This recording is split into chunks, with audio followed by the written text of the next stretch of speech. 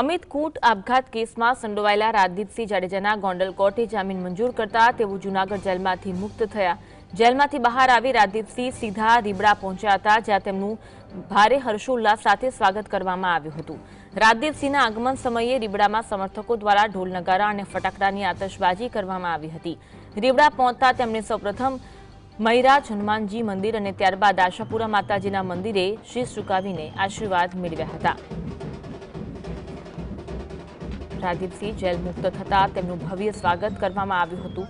તેમનો જામીન મંજૂર કરતા તેઓ જૂનાગઢ જેલમાંથી મુક્ત થયા।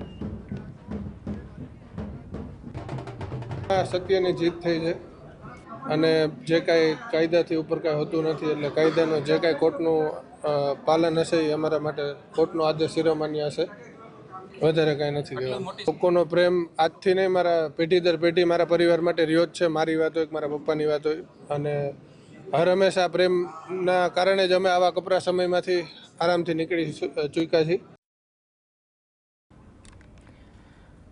રાજદીપસિંહ સીધા જ રીબડા પહેલા પહોંચ્યા। જેલ મુક્ત થયા બાદ તેઓ રીબડા પહોંચ્યા, જ્યાં તેમનું ભવ્ય સ્વાગત કરવામાં આવ્યું હતું।